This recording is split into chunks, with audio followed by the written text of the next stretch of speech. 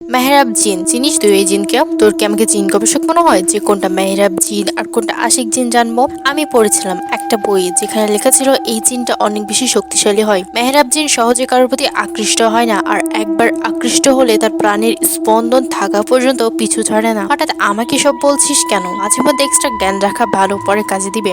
আমি অনেক আগে একটা বইয়ে এই জিনটা সম্পর্কে শুধু 4 থেকে 5টা লাইন লেখা ছিল, সেটাই পড়েছিলাম। ইচ্ছে হলো তোকে বলতে, তাই কোনো কিছু না ভেবেই বলে দিলাম। জিন সম্পর্কিত অনেক প্রচলিত কথাই শুনেছি, জিনের গল্পও পড়েছি, অনেক হরর স্টোরির বই আছে আমার। রাতে প্রায় সময় গল্প পড়ে তারপর ঘুমাই, কিন্তু গল্প যে সত্যি হয়ে আমার জীবনের অংশ হিসেবে গড়ে উঠবে সেটা কখনো ভাবিও নি। আমি আলিফা, চোখ বন্ধ করে গভীর রাতে ছাদের উপরে খোলা আকাশের নিচে দাঁড়িয়ে বিড়বিড় করে জিকির করছি। মাত্র তাহাজ্জুদের নামাজ আদায় করে ছাদে এসেছি। ঘড়িতে সময় তখন ঠিক 3টা বেজে 40 মিনিট। আবহাওয়া শীতল, কিন্তু একটা হিমশীতল বাতাস শরীর শিহরিত করে তুলছে বারবার। আস্তে আস্তে চোখ খুলে তাকালাম। দ্বিতীয় তলার ছাদ থেকে বাড়ির বাগানে স্পষ্ট দেখা যাচ্ছে। বাগানের দোলনা দুলছে, কিন্তু আশেপাশে কোনো বাতাস নেই। বাতাস ছাড়াই দোলনা দুলছে, বিষয়টা অদ্ভুত লাগলো। তাই ছাদের একপাশে ঝুলিয়ে রাখা দোলনায় গিয়ে বসলাম। হঠাৎ যেন আমার পেছনে একটা অদৃশ্য কিছু উপস্থিতি টের পাচ্ছি, কিন্তু সেটা কি? সেই বাতাসের সাথে কেমন একটা মিষ্টি সুগন্ধ ভেসে আসছে।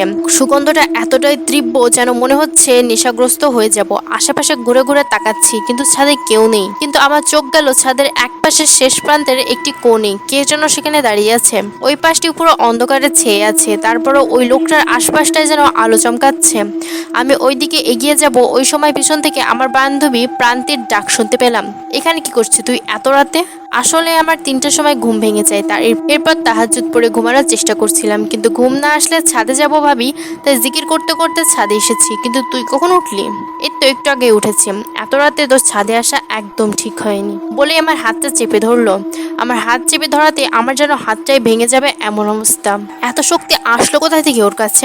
কেমন অদ্ভুত লাগলো আমার, তাই বললাম, আমার হাতটা ছেড়ে দে প্রান্তি। প্রান্তি যেন আমার কথায় কোনো বোধগম্যই হলো না। আমি হাতটি ছাড়ানোর জন্য চেষ্টা করছি, কিন্তু হঠাৎ ছাদের দরজার কাছে যেতে ও নিজেই ছেড়ে দিল হাতটা। আমি যেন হাত ছেড়ে বাঁচলাম। প্রান্তির থেকে কেমন যেন একটা গোঙ্গানির আওয়াজ আসছে।